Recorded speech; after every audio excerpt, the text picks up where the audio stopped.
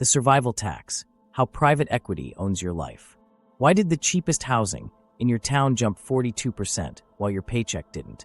Why did your storage bill double without anyone lifting a hammer? Here's what actually happened. A single spreadsheet in New York can trigger a 40% lot rent hike in Ohio before lunch. Because once last resort assets get financialized, survival turns into a revenue stream. Most people think markets set these prices, but debt covenants, algorithms, and fee ladders do. You need to know this because the same model is moving through your park, your storage unit, your utilities. I'll expose the survival tax, show who's behind it, then give you a defense plan you can use tonight. Why now? The adversary moved the exit doors. Starter homes used to be the release valve. When rents climbed, you could stretch, buy modest, and stabilize. That door moved. Zoning throttled supply. Rates rose. Construction costs stayed high. So the affordable tier isn't a neighborhood anymore. It's whatever you can cling to when everything else runs away. That's why private capital pivoted to the last places you can't leave. The ground under your trailer and the unit with your life in boxes. Here's the uncomfortable truth. Demand for these assets is inelastic by design. You can't move a manufactured home cheaply. It's not mobile in any practical sense. You can't torch everything in storage just because the rate bumped. That stickiness turns into predictable cash flows, and predictable cash flows invite leverage. Once debt enters, prices don't follow local wages. They follow quarterly NOI targets and refinancing timelines. Most people think a new owner means better management and maybe a facelift. But the playbook changed. Consolidators buy mom-and-pop parks where the books are light, rents are under market, and rules are loose. They often finance with government-sponsored enterprise (GSE) programs under duty to serve or similar bank credit dressed as preservation, then underwrite quick rent lifts, utility billbacks, and fee menus. The day the ink dries, the model demands motion, align to market, add line items, centralize collections, shrink on-site staff, and prep the next refinance.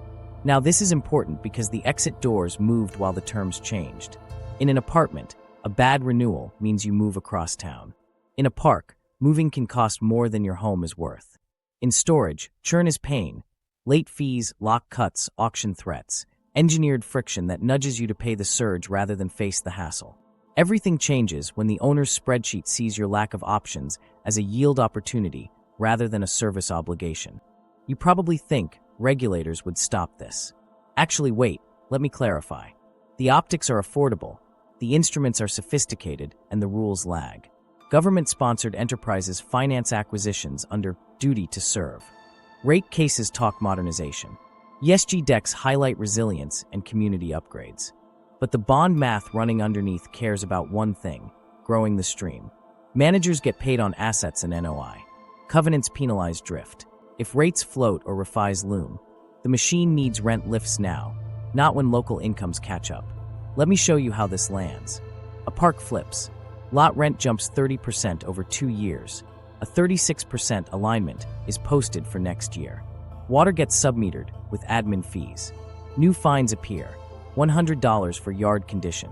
Towing threats for extra vehicles, stricter rule enforcement without an on-site manager to mediate. Tenants attempt to sell, but buyers balk at the new rent, and every $100 increase can erase roughly $10,000 of resale value for older homes in many markets. That's a trap. You can't move the home, can't sell for enough, and can't absorb the compounding increases. Same script in self-storage. Public operators push a majority of move-ins through digital funnels, letting dynamic pricing test your pain threshold in real time.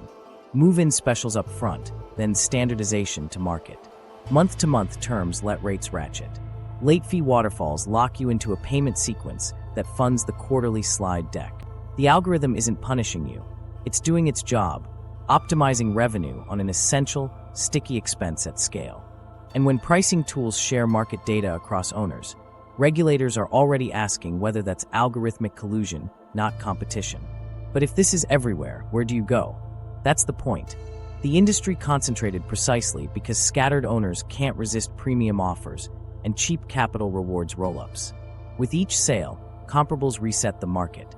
With each refinance, the roadmap refreshes. Lift, fee, optimize, repeat. Meanwhile, wages are flat after inflation, starter homes are thin, and moving a home costs thousands. The survival layer, your last options, became the most bankable product on the street. You need to know this now because the pressure is peaking. Higher rates made debt expensive, so owners push harder on revenue. Refinancing cliffs turn into rent letters. Insurance and utilities climb, but pass-throughs and riders keep margins intact for them. And the tech layer, sensors, ticket systems, automated notices, removes human discretion, replacing mercy with workflow. The system doesn't hate you. It just can't see you. There is a path out, but first you have to see the pattern. It's not random greed, and it's not a local bad actor. It's a model. Inelastic demand plus leveraged acquisition plus centralized control plus algorithmic pricing plus fee stacking plus regulatory optics. That's the survival tax. If it feels orchestrated, that's because it is by incentives. In a minute, I'll map the acquisition playbook step by step, show you where the squeeze begins, and then hand you a defense plan, from lease edits and payment tactics to resident buyouts and policy levers. First, follow the purchase.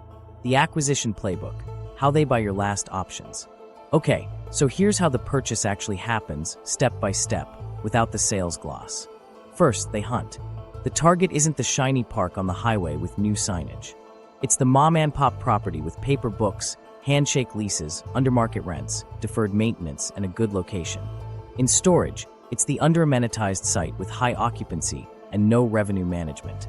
They build a pipeline, brokers, cold outreach data screens to surface owners nearing retirement, tired operators, or heirs who don't want to run the business. Next, they pre-underwrite the upside before making an offer. They model rent alignment to nearby comps, tack on utility billbacks, and layer administrative fees. They assume centralized collections will cut delinquency. They pencil in payroll savings by replacing on-site managers with a regional and a call center.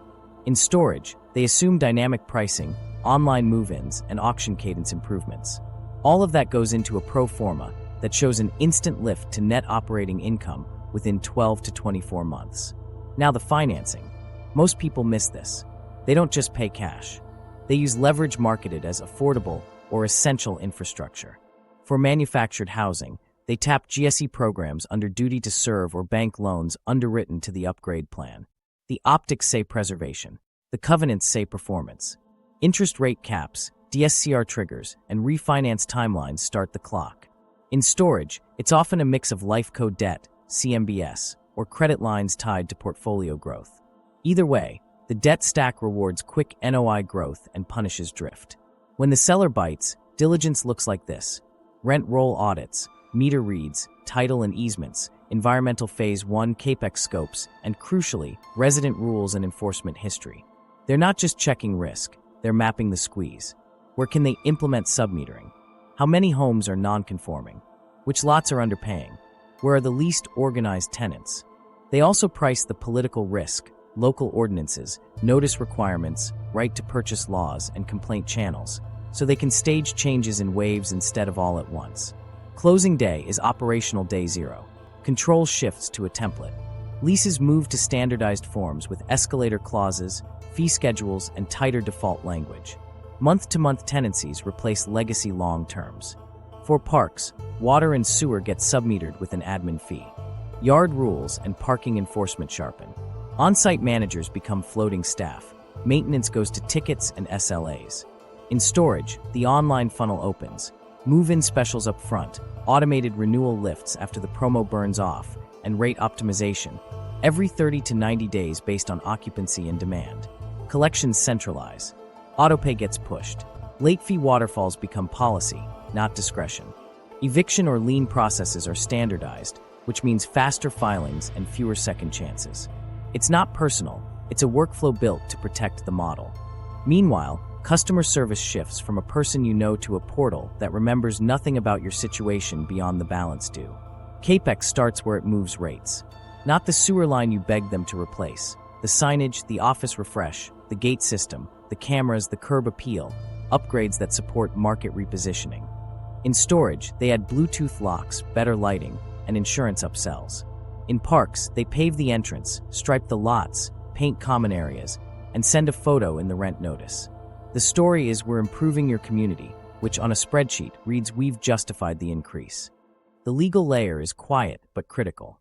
They add riders allowing mid-cycle pass-throughs for taxes, insurance, and utilities.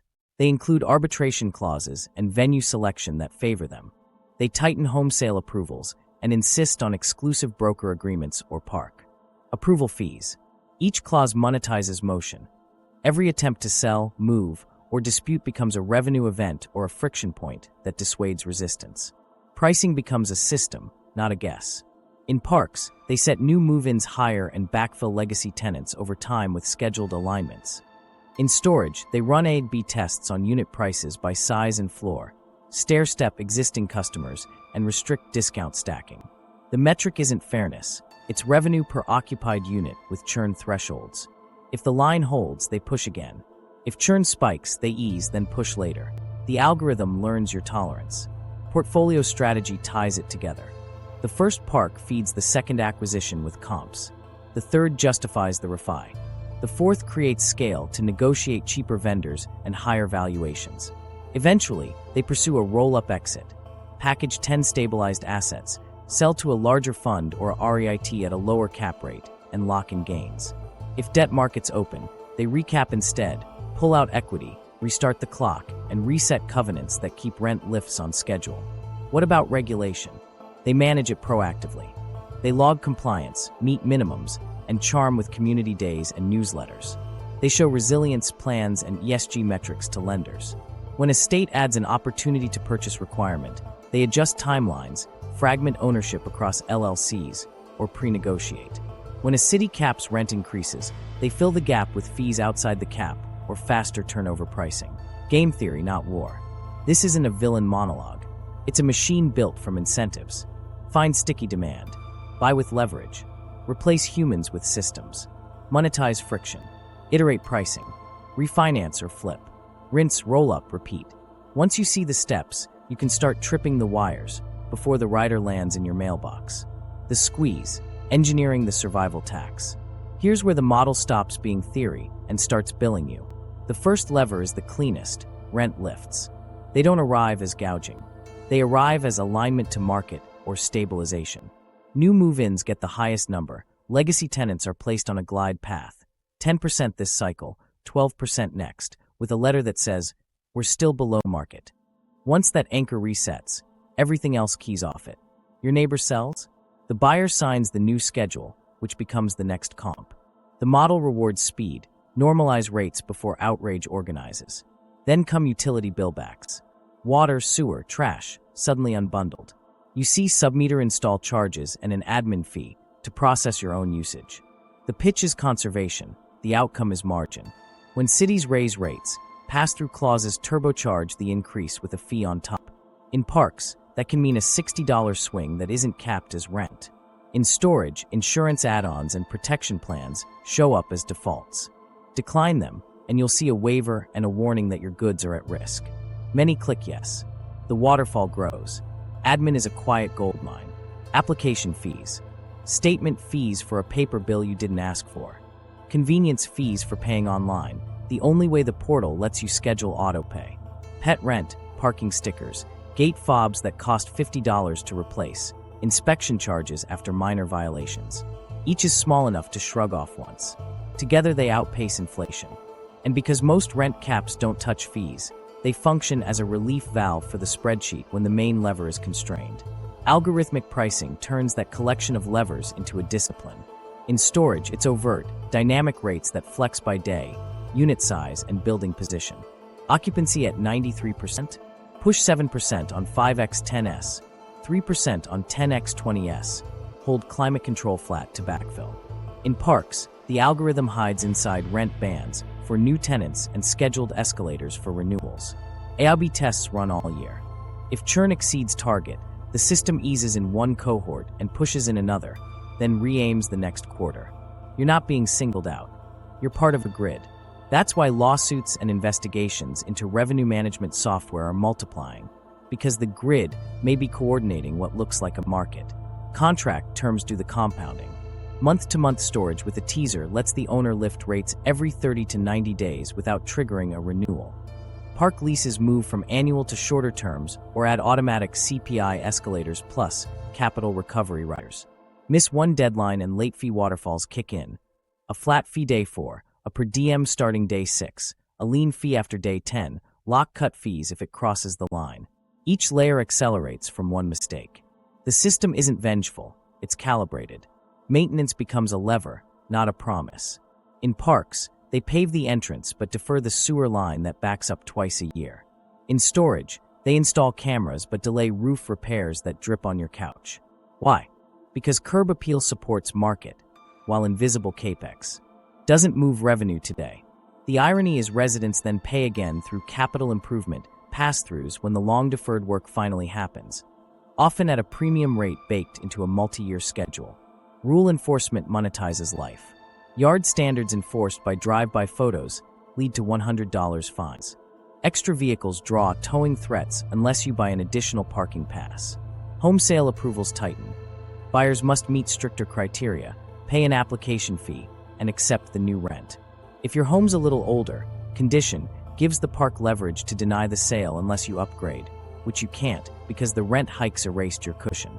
That's the trap. Rent up, equity down, exit blocked. Debt service math hardwires this cadence. Lenders don't ask if your town's factory closed. They care if the DSCR stays inside the box. If rates float higher or a cap expires, the gap must be filled by next quarter. Owners can't print savings out of insurance and taxes, so they print it out of you: rents, fees, occupancy. If a state adds a rent cap, the file pivots to fee schedules and turnover pricing. If a refi cliff looms, you'll see market alignment letters arrive like clockwork. Self-storage auctions illustrate the endgame. The notices feel bureaucratic, but the cadence is engineered: late, lean sale. The unit's contents go to bid not because someone wants your sofa, but because the threat disciplines the cohort. Perfect compliance is the point. In parks, economic eviction works the same without a sheriff. Rent lifts beyond your budget force a sale at a discount or abandonment. Either way, turnover is priced higher and the NOI ratchets. Tech removes mercy from the margins. Ticket systems triage your leak behind the rent call. Portals block partial payments that could stop the waterfall. Chatbots quote policy without discretion. Sensors flag violations that would have been a conversation with an on-site manager. Each automation closes a loophole where a human might have said, "I know you, I'll waive this once." The machine can't know you.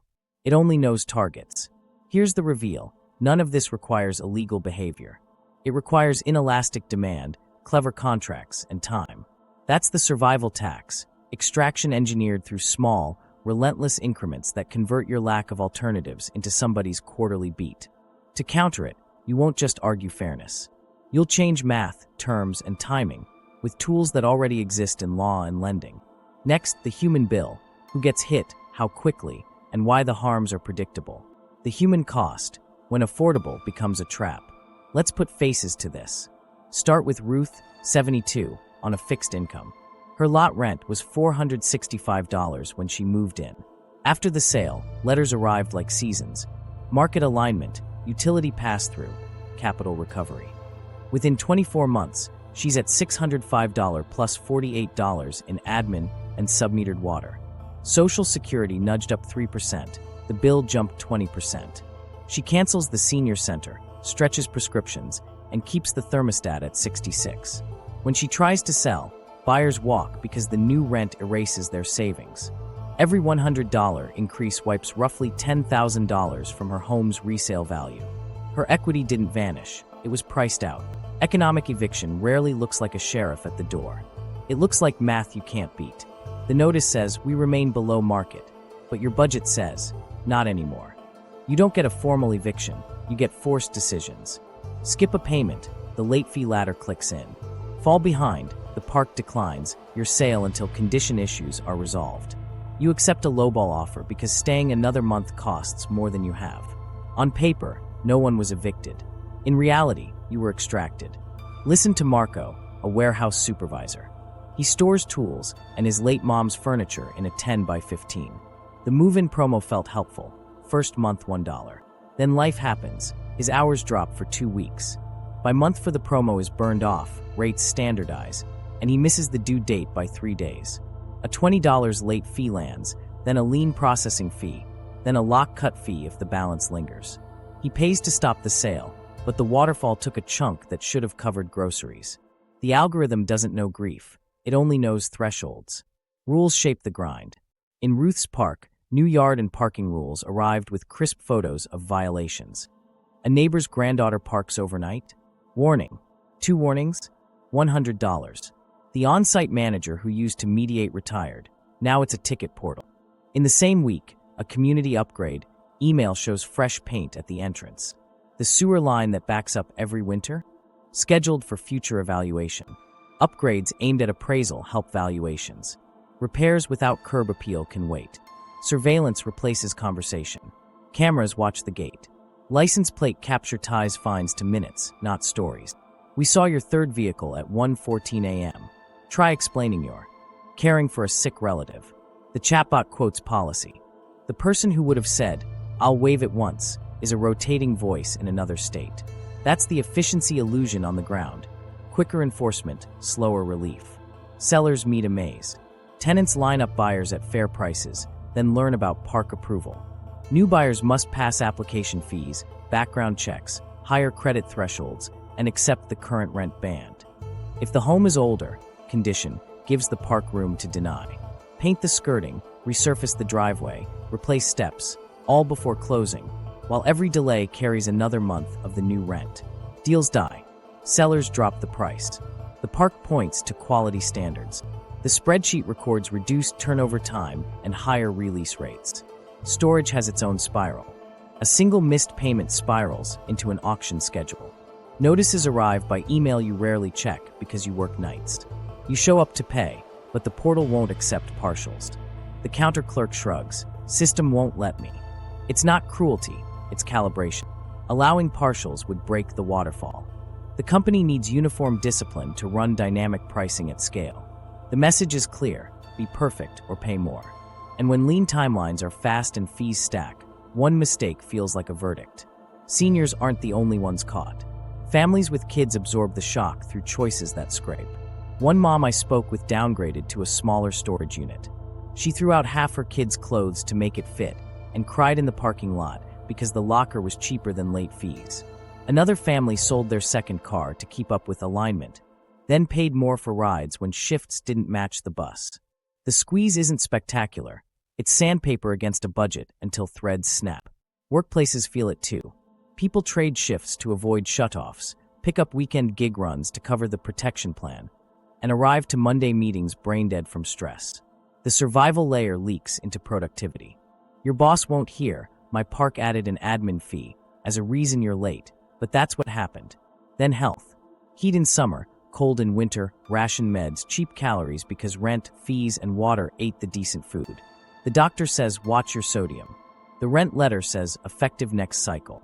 You stop filling the good prescription, roll ibuprofen for back pain, and ignore the leak under the sink because maintenance requests feel like targets.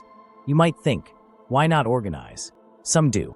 They form tenant committees, call legal aid, push for right-to-purchase laws, and sometimes buy their parks. But most are sprinting between bills. Organizing is a second job you do after your first 2 jobs. Owners know that. Speed beats outrage. Letters outrun meetings. This is the human bill. Fixed incomes stretched thin, families eating late fees, equity reversed by rent, rules weaponized by workflow, and lives bent around an automated cadence. It's not dramatic. It's relentless. And it's predictable because the incentives make it so. In a moment, I'll show the illusion that dresses this up as modernization and how tech becomes the mask for extraction. Then we'll get to the illusion. What actually changes the math? Okay, so here's the thing. What looks like modernization is often cost-cutting with a pretty dashboard.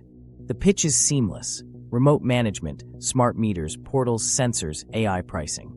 The promise is faster service and better transparency. But once you follow the cash, you'll see how efficiency mostly automates collection, enforces penalties, and normalizes permanent surge for essentials. Start with remote management. That on-site manager who could solve a problem in 5 minutes, replaced by a ticket system that routes through a regional hub. It feels orderly, case numbers, timestamps, service level targets. But those targets optimize queue time, not outcomes you need. A leak becomes Category B, 48 hours, even if it's under your cabinet today. Meanwhile, the collections queue enjoys Category A, same day. Efficiency is about what the system values. In this model, money flows faster than repairs. Sensors arrive next. Water submeters, gate cameras, plate readers, occupancy counters. The brochure calls them sustainability and safety. In practice, they're enforcement engines. The meter doesn't reduce your bill, it itemizes it with an admin fee. The gate camera doesn't deter crime. It auto-flags your cousin's car for an overnight violation. The data improves one thing above all: precision in charging for behavior that used to be handled by conversation. Dynamic pricing is the crown jewel. In self-storage, operators run airline-style yield. Occupancy at 92%. Nudge 5x 10s this week. Test 10x 15s next. I'll be the promo. Burn it off. Reset. In manufactured housing, it's quieter. Rent bans for new move-ins, escalators for renewals, and alignment letters scheduled across cohorts. Nobody admits a robot sets your rent, but the outcome is algorithmic. The tool is indifferent by design. It doesn't ask who got sick. It asks whether the revenue curve hit target. That's why transparency and caps on algorithmic pricing of essentials are becoming live policy debates. Now, this is important because tech lets owners claim neutrality. It's the system, as if policy didn't encode the system. Portals block partial payments because partials disrupt fee waterfalls. Chatbots repeat policy to avoid waivers. Autodials trigger at hour 25, not day 3, because acceleration improves collectability. None of this is illegal. It's intentional. The machine eliminates discretion because discretion is expensive and inconsistent. ESG becomes the moral wrapper. Decks highlight LED retrofits, low-flow fixtures, paperless notices, and community engagement. Those are fine things, but ask who pays and who saves. If a lighting upgrade lowers operating costs, do residents see a bill credit, or does the resilience fee fund the fixture while the savings expand margin? If a submeter curbs waste, is the admin charge removed once costs drop? Or does the fee remain as a forever line item because the model learned it could? There's also the compliance theater. Clean dashboards for regulators, response times, inspection logs, call resolution stats. Meanwhile, residents wait for the non-visual capex that actually prevents the next backup. Cameras go up quickly. Sewer lines wait for the next rate cycle. We're modernizing is easy to announce at the gate. Replacing the clay tile under lot 27 is expensive and invisible. Everything changes when the financing stack meets the tech stack. Lenders want predictability. Tech provides it. Centralized billing, instant delinquency reporting, and automated legal notices show discipline. That discipline earns better terms. Better terms reward more discipline. It's a loop. The more the system governs your life, the more bankable the asset becomes. Efficiency, in that sense, is primarily a capital story disguised as a service story. Here's a micro moment. A tenant tries to dispute a $100 yard condition fine. The portal offers two options: pay or open a low-priority ticket. The ticket SLA is 5 business days. The fine compounds after 3. She pays to stop the clock. The system registers a successful collection event and strengthens the case for expanding fines elsewhere. Efficiency measures the speed of cash, not the fairness of cause. Meanwhile, smart insurance add-ons show up in storage checkout flows as pre-checked boxes. You can decline, but a warning screen implies you're reckless. Some operators earn commissions on those plans. Bundle that with auto rate increases, and you've shifted a consumer essential into a subscription-style product with multiple growth levers, none of which require improving the unit you rent. You might be thinking, does tech ever help residents? Yes, when it shortens real fixes, enables transparent ballots for resident votes, or routes emergency work faster than before. But that requires aligning incentives. KPIs for resolved problems, not tickets closed. Credits for failures, not apologies. Open APIs that let watchdogs see. Pricing patterns, not black boxes labeled proprietary. So how do you read the signals? 3 tells. 1. Automation appears first in collections and enforcement, not maintenance. 2. New fees where process labels, portal, statement, convenience, without corresponding cost declines elsewhere. 3. Climate or resilience language justifies rate-based expansion while the savings don't flow back. When you see those, you're looking at extraction wrapped in efficiency. The fix isn't to reject tech. It's to demand tech with guardrails. Require partial payment options that halt late fee ladders. Mandate that submeter admin fees sunset once install costs are recovered. Tie algorithmic rent changes to transparent caps and publish methodology. Force automatic bill credits for missed SLAs. And make pricing data auditable to detect coordinated patterns. Because once you strip the buzzwords, the question is simple. Does the system make it easier to live or easier to bill? If the answer keeps landing on billing, you're not looking at modernization. You're looking at the mask, the debt engine, why prices must go up. Now we get to the part nobody advertises.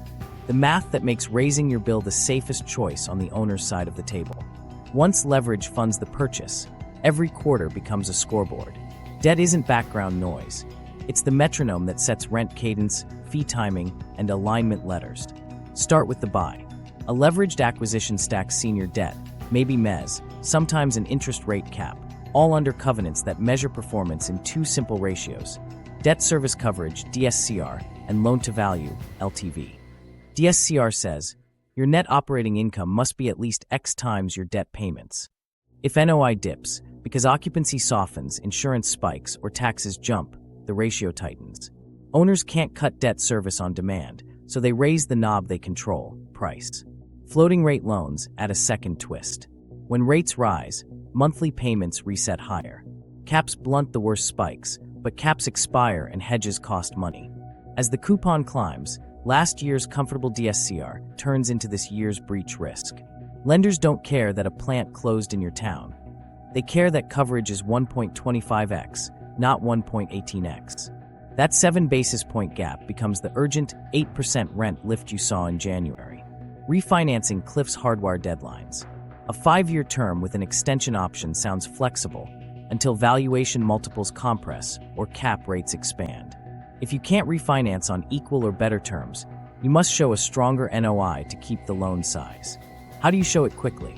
Price, fees, and churn management this quarter. Not after the election. Not when wages recover. Now, CMBS and securitized structures add automation to the pressure.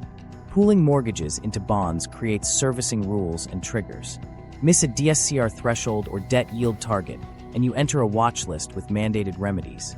Tighter budgets, cash sweeps, faster enforcement. You won't read those in a welcome packet. You'll feel them as zero-tolerance late fees and policy, answers where mercy used to live. Here's why fee stacking survives rent caps.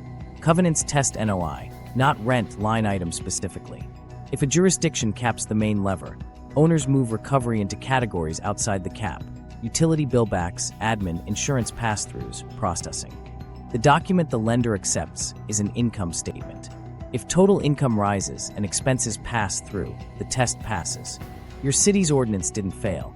It just didn't touch the metric the loan monitors. Manager incentives align to the same North Star. Asset managers are paid for AUM growth and NOI beats, not resident tenure.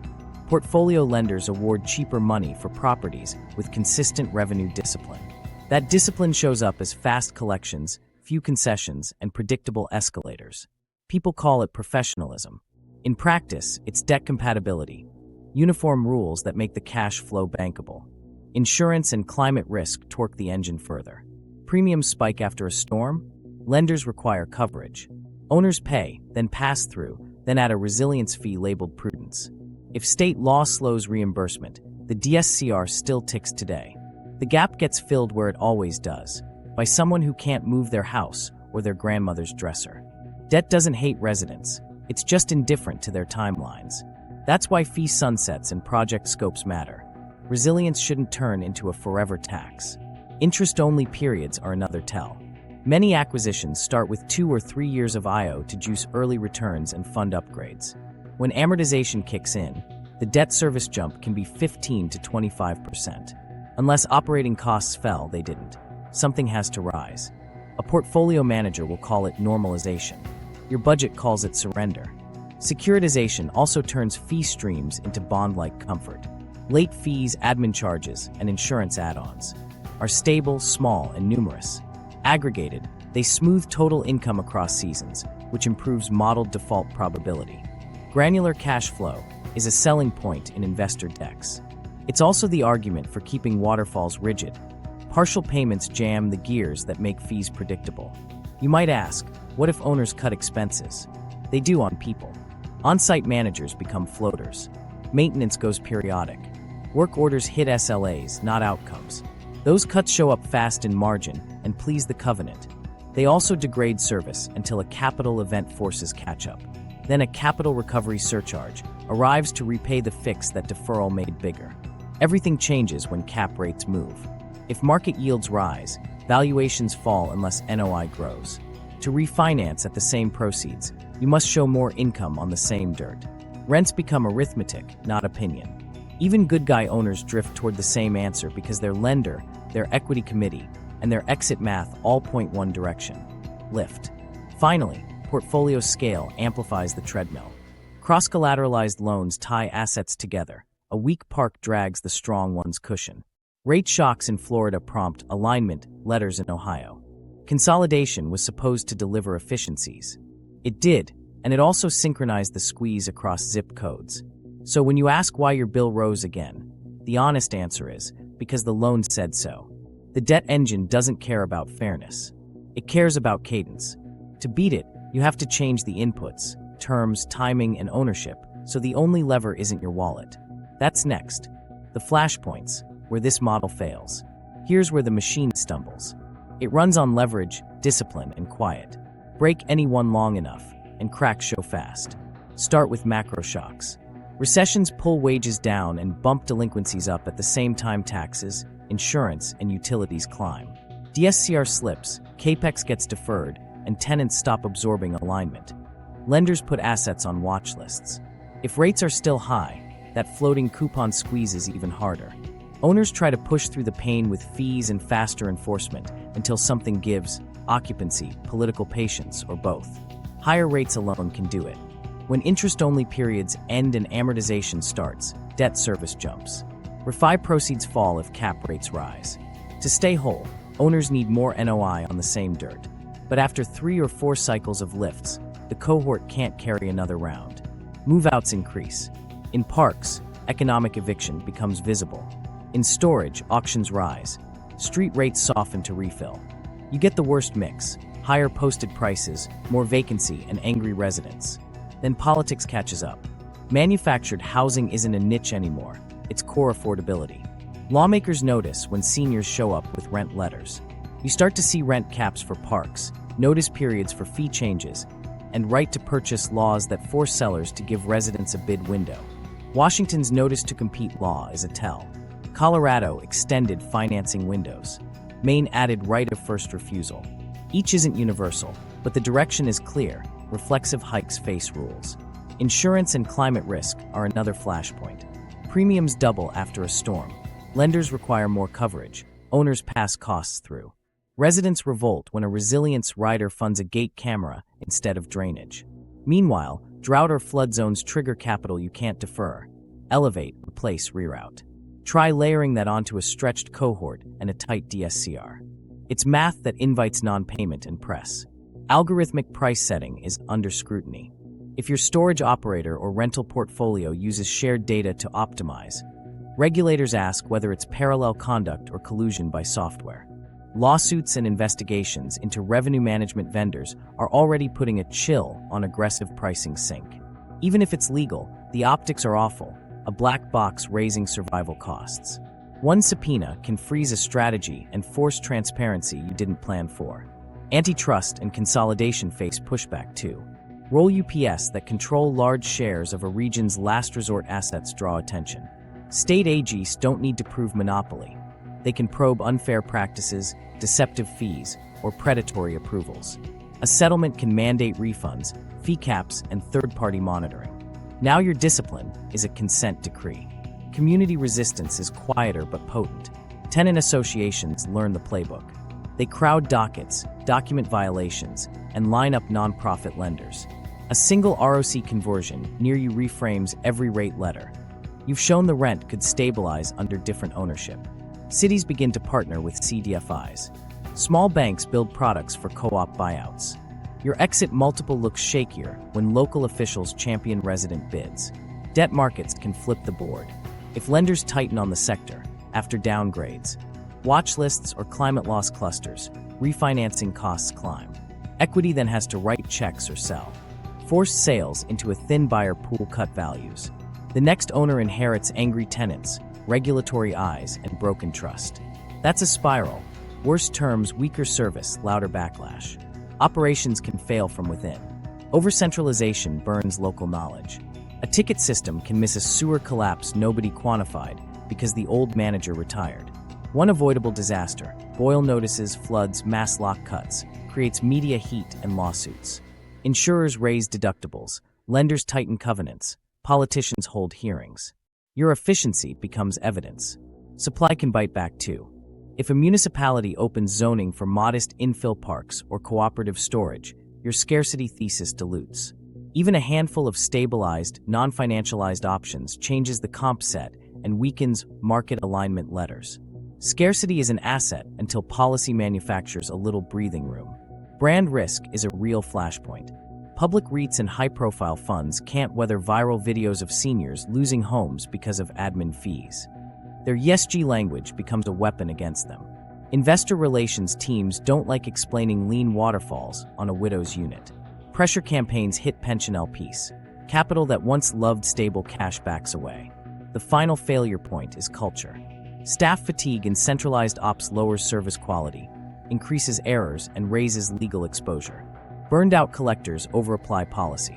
Residents record calls. One clip of a rep refusing a partial payment for a bereavement case travels. Policy changes follow in haste, undermining the discipline lenders prized. So what happens when these flashpoints stack? The model stops compounding quietly. Instead of smooth alignment, you get lumpy income, higher turnover, lawsuits, rulemaking, and exits at discounts. The debt still wants its cadence. Owners lose the soft power that made extraction feel like modernization. That's the moment residents, cities, and small lenders can flip terms. Before we go there, you need to spot traps earlier. The red flags are visible: ownership clues, lease language, pricing signals, and service tells. If you see them, you can negotiate, delay, or plan an off-ramp. Let's make those visible next. Spotting the trap, red flags before you sign. If you're about to sign a lease, renew, or roll your stuff into a promo storage unit, slow down. 5 minutes of detective work now saves years of pain. Here's the checklist that exposes the trap before it closes. Start with ownership. Who owns this asset? An individual with a local address or a REIT/private equity platform with dozens of LLCs. Google the park or facility name plus LLC and the mailing address on your notice. If the address points to a registered agent suite or a national management firm, assume a system is coming: centralized collections, algorithmic pricing, and fee ladders. Search the owner's name on state corporate records. Look for clusters of near-identical LLCs. That structure isn't illegal. It's how portfolios standardize enforcement. Translation: less discretion later. Next, do a filing sweep. Public REITs file investor presentations. Private platforms show up in lender decks or news releases. If you see language like revenue optimization, alignment to market, dynamic pricing, or DSCR discipline, that's not marketing, it's direction. For parks, scan GSE press releases and local news for acquisition financing under duty to serve. If a government-sponsored lender blessed the purchase, the optics will say affordable, but the covenants will push performance. Now the lease audit. Pull the draft and get a highlighter. Red flags: automatic CPI or fixed escalators, market realignment clauses, utility pass-throughs with administrative add-ons, late fee ladders that stack flat fees plus per diems, and arbitration with venue locked to the owner's home state. In parks, watch for submetering riders, home sale approval language, exclusive agent requirements, and condition standards vague enough to deny a sale. In storage, month to month with unilateral rate changes, lean timelines faster than your paycheck cycle, and protection plan auto-enrollment. If partial payments are disallowed, that's a waterfall machine. One miss becomes 3 fees by design. Pricing signals tell you whether an algorithm runs the building. Check 3 quotes for the same storage unit type at different times of day or on different devices. If rates bounce or promos change hourly, you're looking at dynamic yield. In parks, compare posted street rent for new tenants to your renewal. A wide gap plus talk of alignment means glide paths are queued. Ask point blank, what is the renewal formula? If the answer is a shrug and market, expect quarterly letters. Service tells are loud once you listen. Is there a real on-site manager with authority, or a sign pointing to a portal end? An 800 number? Our maintenance requests paper, email, or ticket system only. Do posted office hours match reality? Walk the property at 6 p.m. and on a weekend. If you only see cameras, plate readers, and QR codes, you're entering an enforcement-first environment. Ask 3 residents how long it takes to fix a leak, not a gate. Curb appeal gets priority. Invisible capex gets promises. Infrastructure hints matter in parks. Look for fresh paint at the entrance and cracked sewer cleanouts in the back. Are water lines visibly patched? Do you smell sewage near low lots? Ask about flood history and insurance deductibles. Higher deductibles often turn into resilience fees. If water is being submetered, request the fee schedule and whether the admin fee sunsets after installation is recovered. If the answer is no, you've found a perpetual line item. Policy drift is a clue. Scan the last year of notices pinned in the office or emailed to tenants. Are there sudden new rules, fine schedules, parking changes, or documentation demands? Frequent policy updates, signal centralization. Ask whether the owner has acquired other properties nearby in the last 24 months. Roll UPS bring template rules. You'll be living inside a binder. Paper traps appear at move-in. In storage, the $1 promo hides a burn-off. Ask for the post-promo rate and the average increase cadence for your unit size over the past year. If they won't say, assume 10 to 20% stair steps. In parks, ask for a fee matrix, application, admin, statement, payment, pet, parking, inspection, and process fees. Then ask which items are capped by any local ordinance. If the rep looks confused, fees will float outside rent caps. Test discretion. Bring a hypothetical. If I'm short once but can pay 80% today, can I stop late fees? If the answer is the system won't allow it, believe them. Systems without discretion produce waterfalls. Finally, verify local guardrails. Does your state require notice of sale or an opportunity to purchase? Are there rent caps specific to manufactured housing? Is there a landlord-tenant ombuds office or a storage lien timeline with mandatory grace? Call a local legal aid clinic. They'll know recent changes. If residents nearby have formed an association or a ROC attempt is brewing, that's both a warning and an option. Here's the quick rule. If ownership is distant, leases are elastic, fees are many, pricing is dynamic, staff is remote, and infrastructure is cosmetic, you've spotted the trap. Your move is to negotiate addenda now, cap escalators, sunset admin fees, allow partials that halt late ladders, limit pass-throughs, or to walk. Personal defense. If you can't avoid it, plan your off-ramp before the defense starts before the letter lands, and it's built from contracts, cash flow, and community. Think in layers. Change terms, control timing, cut waterfall risk, and build an exit, personal or collective. Start with the paper. Don't sign a renewal as is. Ask for an addendum that caps annual escalators, CPI with a hard ceiling, sunsets admin and submeter install fees after recovery, and limits pass-throughs to verified increases with documented invoices. Push for partial payment acceptance that halts late fee ladders when you pay a floor, say 75%, by day 5. In storage, ask for a 90-day rate lock and a single-step post-promo increase with 60-day notice.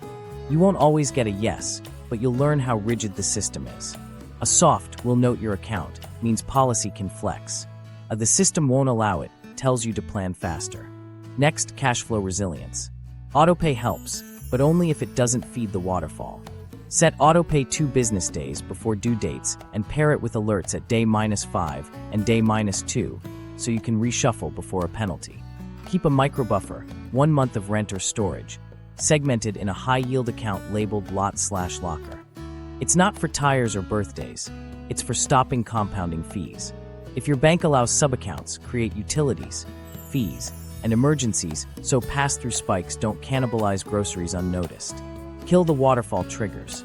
Know the exact timeline, late fee on day X, per diem on day Y, lien or eviction filing on day Z. Draft a 1-page crisis play taped inside a cabinet. Whom to text, what to sell, which gig you can turn on, and the minimum to pay to halt the ladder. If partials aren't allowed, pay the full base plus as many fees as needed to stop the clock. Then call to request a one-time waiver citing on-time history. Log names, dates, and outcomes. You're building a pattern if you need a regulator later. Reverse the admin drip. Opt into paperless only if it removes the statement fee, otherwise demand paper at no cost. Decline protection plans in storage unless you truly need them, then shop a renter's policy that beats the bundled price. Ask whether the submeter admin fee sunsets. If not, request it in writing with a recovery timeline. When a fee appears, dispute quickly in writing, attach photos or receipts, and propose a resolution date. Speed matters. The waterfall doesn't wait. Storage alternatives blunt surge pricing. Inventory ruthlessly. Sell, donate, or compress.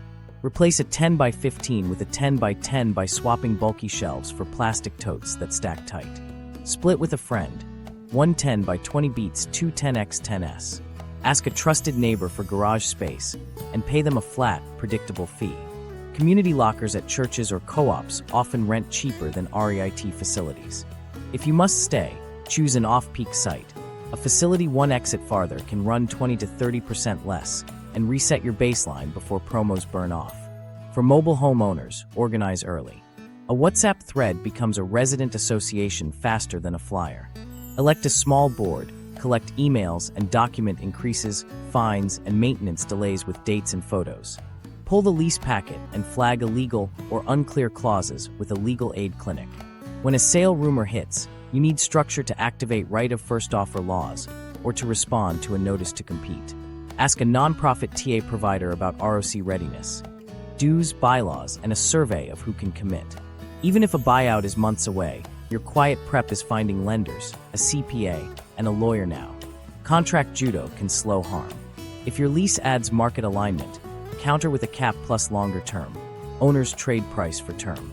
Offer to prepay 3 months at today's rate in exchange for freezing hikes during that period. In storage, ask for a 6 to 12-month prepaid discount. Managers sometimes have local discretion to keep occupancy stable. For parks, bundle improvements with price. Approve my home sale at current standards and I'll repaint and fix skirting pre-close. You're converting friction into a trade instead of a veto. Put any concession in writing with dates and amounts. Screenshots of the portal don't count as terms. Relocation calculus is math, not hope. Price moving the home, reskirt, reconnect, permits, and downtime. Get real quotes. Compare that to a 3-year rent delta if you stay. If moving loses less, set a date and line up a destination with stable rules, resident-owned if possible. If staying loses less, shift to hardening. Weatherize, reduce utility usage under submetering, and renegotiate any fee you can sunset. Document everything. Time-stamped photos of repairs, emails with ticket IDs, and copies of notices build a file for regulators or court. If your state has an ombuds office or storage lien protections, submit concise complaints with evidence and proposed remedies. Regulators move faster when you make their job easy. Last, build coalition. Meet neighboring parks or facilities. Share fee matrices and timelines. Jointly request a meeting with management. Bring specific asks and alternatives. If you get stonewalled, loop in city council, a local reporter, and a nonprofit. Coordinated light changes behavior faster than solo outrage. You won't win every term, but every clause you cap, fee you sunset, and miss you prevent buys time. And time is your lever to build the off-ramp that ends the survival tax for you and your neighbors. Ownership alternatives. Community wins that scale. Defense is good. Ownership beats it. When residents control the land, the survival tax loses its choke points. No DSCR clock, no fee waterfall to please a lender, no algorithm that raises rent because a chart says so. Let me show you what works, how it's financed, and why it scales without pretending every community can overnight buy its park. Start with resident-owned communities, ROCs. The structure is simple. Residents form a cooperative, each household buys a share, and the co-op purchases the land under the homes. Everyone pays a monthly site fee to the co-op, which covers the mortgage, reserves, insurance, and maintenance. There's no landlord aiming for exit multiples, just a board elected by neighbors whose incentive is stability, not alignment. That flips the math you've been living under. How do you buy a whole park? You don't alone. You partner. Nonprofits like ROC USA and their regional affiliates provide technical assistance, governance training, and crucially, financing through mission lenders, ROC USA Capital, CDFIs, and sometimes local banks. The model is mature. The TA team helps residents organize, run a vote, assemble financials, and negotiate. The lender underwrites the community's actual pay history, not a hypothetical fee stack. The result is debt matched to reality. Longer terms, fixed rates where possible, and reserve requirements that prioritize resilience. The process usually starts with a trigger, a for sale notice, a rumor, or a legal opportunity to purchase window. A steering committee canvasses households, builds a contact list, and confirms interest. Then numbers, current rent rolls, utility costs, insurance, taxes, necessary repair scopes. A draft budget translates those into co-op site fees with small, predictable escalators. If the math works, the cooperative signs a purchase agreement, lines up financing, and closes. From there, the governance muscle matters. Bylaws, board training, transparent books, and a reserve policy that prevents deferred maintenance ever becoming a weapon again. Results: communities report modest, infrequent fee increases, often CPI-like with hard caps, because the goal is not to juice NOI, but to keep the place stable. Co-ops reinvest in the unglamorous essentials: drainage fixes, sewer replacements, electrical upgrades. Residents vote on priorities. In Washington state, a resident buyout stabilized fees after years of unpredictable hikes and redirected admin money into real repairs. In Colorado, a co-op purchase locked affordability for 90-plus homes and turned a chronic anxiety cycle into a multi-decade plan, because the lender underwrote sustainability, not market. There's a resilience dividend too. When the community owns the land, you can pursue grants that private owners skip. Infrastructure funds, hazard mitigation dollars, and local support for utility upgrades. Co-ops have leveraged small city partnerships to install water meters without forever admin fees, added emergency generators, and built stormwater fixes that a roll-up owner would have delayed for curb appeal. Ownership unlocks public money because every dollar sticks to the mission instead of feeding a refinance. And nationally, resident-owned communities now number in the hundreds, showing this model isn't a one-off. It scales when cities and CDFIs stand ready. What if your park isn't ready? There's a bridge, mission buyers who hold until residents can.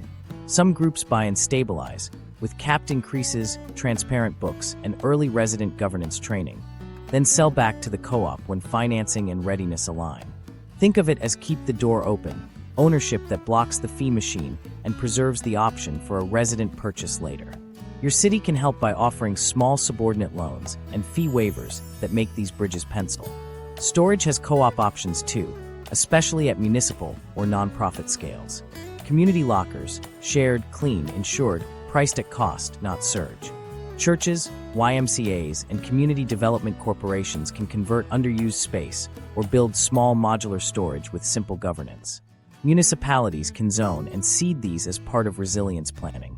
When life happens, a public or nonprofit unit shouldn't double because a dashboard says demand ticked up. Local banks are underused allies. Many want durable, reputational wins and long-term, low-risk assets. They'll underwrite co-ops alongside CDFIs when cities signal.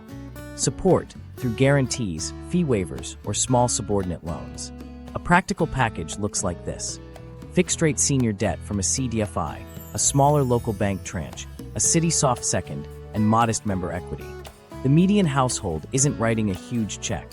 They're contributing a share and paying a stable monthly fee that replaces the rent ladder. What about governance headaches? They exist. A co-op is real work. The answer is structure: clear bylaws, conflict of interest rules, training, and succession plans.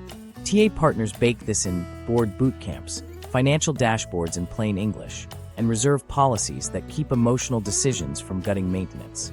Communities that thrive publish basics monthly: cash in, cash out, reserves, and upcoming projects. Transparency inoculates against the fear that someone's skimming. 2 quick snapshots. In Massachusetts, a resident co-op bought its park, then used reserves plus grants to rebuild drainage that had flooded lots for years. Site fees rose modestly, by vote, and the chronic winter anxiety disappeared. In Houston, a ROC upgraded drainage pre-Harvey.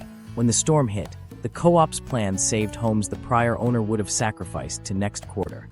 Ownership didn't stop the rain, it changed the outcomes. Scale comes from repetition. Every successful conversion accelerates the next. Lenders get comfortable, cities draft playbooks, residents believe it's possible. The pipeline matters: identifying parks at risk, pre-organizing interest lists, and keeping TA teams funded so they can sprint when a sale notice drops. If your city wants a lever that actually lowers the survival tax, fund a resident purchase response team and pair it with a small acquisition bridge fund. The return isn't a dividend. It's households that stop bleeding late fees and start building community equity. Bottom line, you can't coupon clip your way out of a system designed to escalate. Ownership, resident, municipal, or mission-driven, changes the incentive stack. It replaces extraction with stewardship, replaces market alignment letters with votes, and turns a spreadsheet into a neighborhood. That's the win that scale. Rewrite the incentives. We've talked personal defense and resident ownership. Now we scale it. Civic power isn't about speeches. It's about rules, money lanes, and clocks that favor people over covenants. Here's the blueprint cities and states can pass next session, and the order that moves fastest. Start with purchase rights that actually work. Pass a right of first refusal or opportunity to purchase for manufactured home communities and small self-storage properties tied to clear timelines and notice. Sellers must notify residents, qualified nonprofits, and the city when a sale is contemplated, disclose price and terms, and provide 120 to 180 days for a resident bid with access to limited diligence. Pair it with a standing city acquisition partner, an affiliate or CDFI, that pre-underwrites parks, lines up credit, and can close in time. The law without the lender is a promise. The lender makes it real.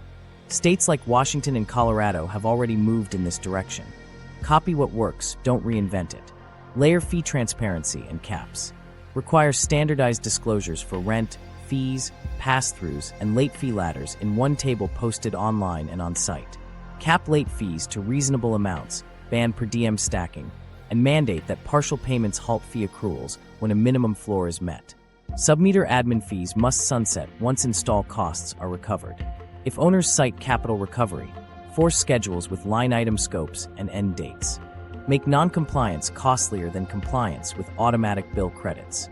Ban algorithmic price discrimination for essentials. If a service is essential, lot rent or baseline storage tied to displacement. Prohibit hidden dynamic pricing and require posted rates with update windows, not hourly swings. If software recommends increases, publish the methodology and a cap. Auditable logs must be available to regulators. Revenue management shouldn't be a black box over survival expenses. This isn't anti-tech, it's pro-transparency. Fix zoning and permitting to protect and expand the base. Designate manufactured housing communities as protected residential districts to block closures without replacement and relocation plans. Allow infill pads, modest density additions, and accessory storage in the code to ease scarcity pressure. Create a fast lane for community storage by nonprofit or municipal operators. Small, clean, insured facilities priced at cost that act as pressure valves when life hits. Tie public and GSE capital to covenants. If a park is financed with agency or bond-backed debt, require affordability riders. Multi-year rent caps, fee controls, partial payment acceptance, and transparent pass-through rules. Mandate third-party resident ombuds funding as a loan condition. If duty to serve money touches a deal, tenants should see it on their bill, not in a deck. Publish the covenant summary so renters can actually enforce what's promised. Stand up a local manufactured housing and essential storage ombuds. Staff it with investigators, translators, and mediators.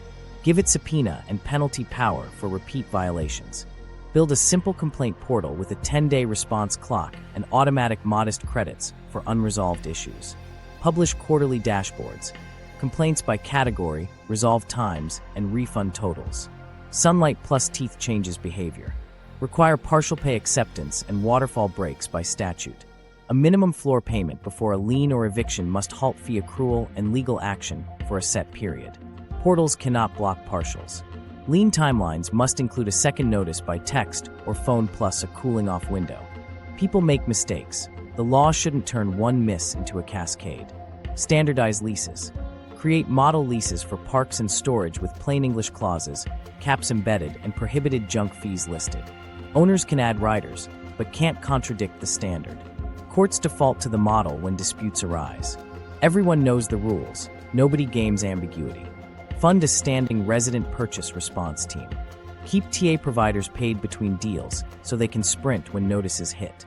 Seed a revolving acquisition fund, city, county, philanthropy. That advances soft seconds and pre-development costs for co-ops and mission buyers. Stack it with state grants, CDFI senior loans, and small local bank tranches. Publish a 30-day close kit, templated bylaws, checklists, lender list.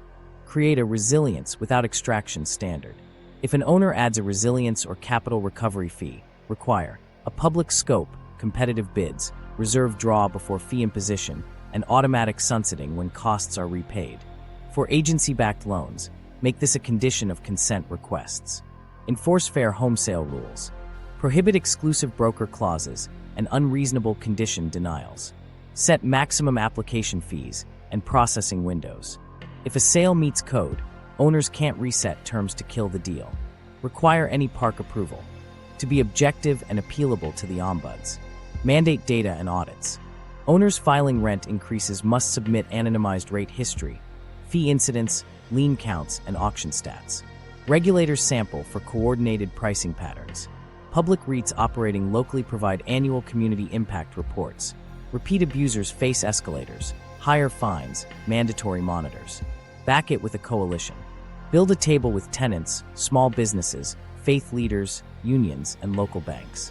Train spokespeople, seniors, veterans, single parents, who can explain how $100 hikes erase $10,000 of equity and how late fee ladders steal groceries. Pair stories with fixes. Here's the ordinance. Here's the lender. Here's the vote date. Make it easy for officials to say yes. Finally, publish a city playbook. One website, sample ordinances, model leases, resident alerts, a your rights card, and a hotline. Post a map of parks and storage with ownership type, complaint rates, and any prior violations. When the machine sees a city can move fast, the survival tax loses its best weapon, silence. Messaging that moves policy. Okay, so here's the thing. Policy moves when the story lands and the fix feels doable. If we want ordinances and funding lanes, we have to frame this not as a niche housing debate, but as a survival tax on essentials. Don't say manufactured housing and self-storage like categories. Say the bill to keep a roof and keep your stuff. Most people don't live in parks or rent lockers, but everyone understands a bill that keeps rising because they can't move. Lead with stakes, then show the switch. Every $100 hike in lot rent erases roughly $10,000 of a homeowner's equity. That line translates finance into kitchen table loss. Follow it with late fee waterfalls turn one bad week into groceries gone. Then pivot. We can stop it with 3 rules and a lender already in town. Narrative is problem, harm, fix, all in one breath. Whose voices carry? Seniors on fixed incomes, veterans on disability, single parents juggling shifts, small businesses crushed by storage surges. Keep it tight, 2 details, 1 receipt. Ruth's Social Security rose 3%. Her lot and admin rose 20%. Marco missed a storage payment by 3 days and paid a lien fee bigger than his unit's weekly value. Add 1 consequence. Meds split, a couch sold, a car ditched. The point isn't pity. It's predictability.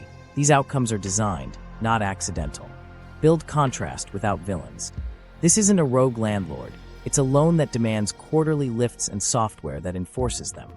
That line frees officials from personality fights and invites them to regulate systems.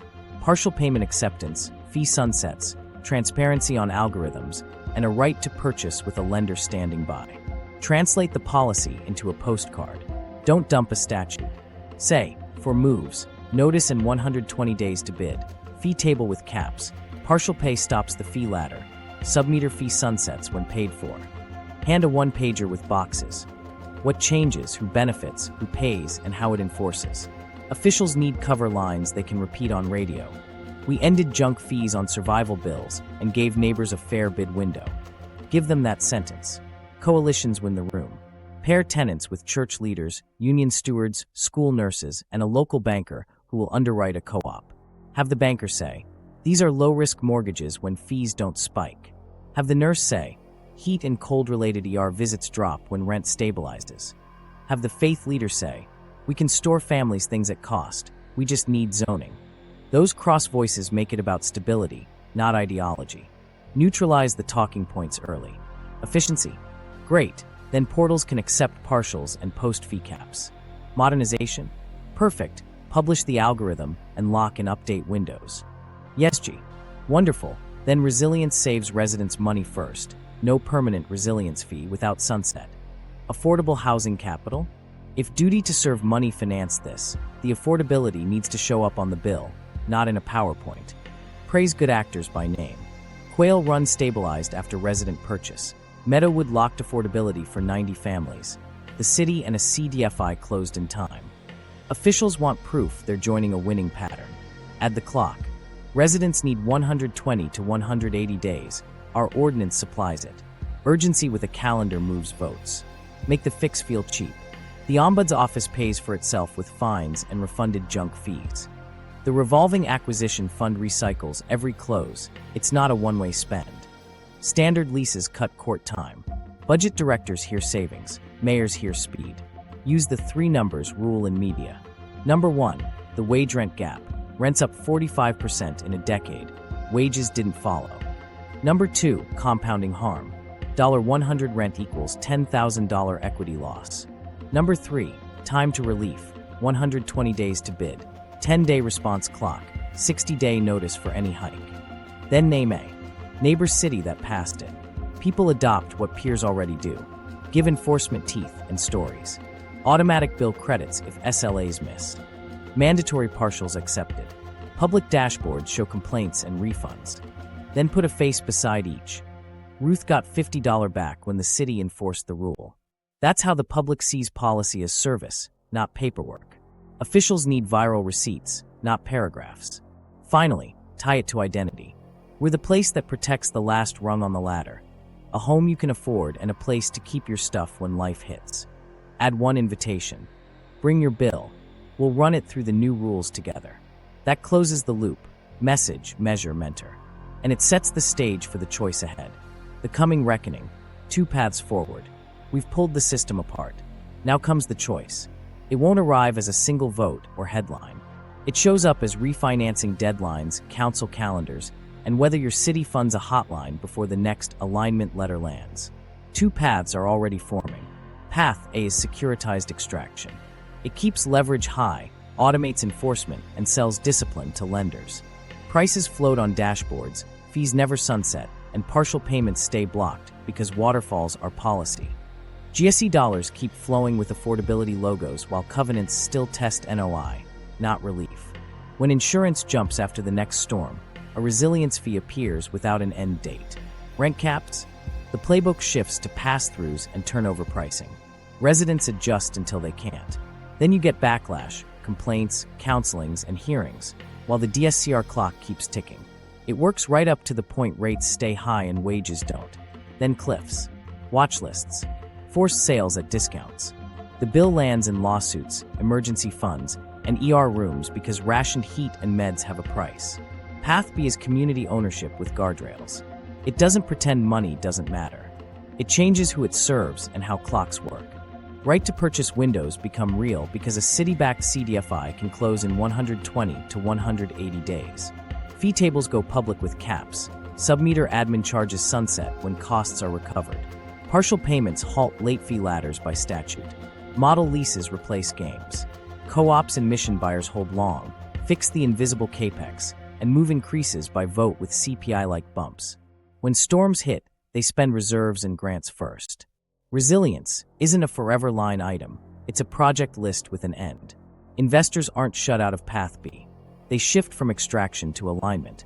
Capital still earns, long-dated, fixed-rate, low-volatility cash flows with fewer political surprises. If you write investment memos, here's the argument. Stabilized NOI via caps and transparent pass-throughs reduces churn and legal drag. Resident tenure lowers OPEX. Third-party ombuds reduces headline risk. Climate hardening beats deductible spikes. You won't hit a pro forma beat every quarter. You will keep the asset off a watch list and out of a headline. That's a yield worth holding, and it's easier to defend to LPs and the press. The next 12 to 24 months decide more than we think. Rate cliffs will force refis. Cities will copy each other's ordinances. A revenue management case will push transparency. A couple of ROC wins will change what people believe is possible. If you're a resident leader, your move is to pre-organize, document, and meet the TA provider now. If you're a city, fund the ombuds and the acquisition lane, standardize leases, and publish the fee table rule. If you're a lender, rewrite covenants. Partial pay acceptance, fee sunsets, and SLA credits aren't risks, they're stabilizers. If you're an owner with a conscience, use your discretion in the open. Freeze process fees, accept partials, publish capital scopes with sunsets, and trade term for price instead of forcing churn. The promise I made at the top still holds. Your bill can look different inside a year if you change terms, timing, and who sits in the chair. A resident group that's ready can stop a sale. A council that passes 4 simple rules can defang waterfalls. A lender that accepts discipline with discretion can keep cash stable without grinding people down. That's not theory. We have case files, closing documents, and crews fixing drainage where efficiency once bought gate cameras. There's a final mindset shift here. We're not asking for mercy. We're demanding math that isn't predatory. We're not chasing villains. We're rewriting defaults. The survival tax isn't inevitable. It's engineered. So is relief. 2 paths are open. Take the one that treats survival like a public good, not a revenue stream, and bring a neighbor with you. Here's the takeaway. Survival isn't a profit center if we change the rules. Partial pay breaks, fee sunsets, real bid windows, and ownership that votes. If you want the exact playbook, download the checklist, trap flags, negotiation addenda, ROC steps, and hand it to 3 neighbors. Subscribe for the next episode on farmland, water, and grid. The same machine, different bill. Bring your bill in the comments. We'll run it through the new rules together.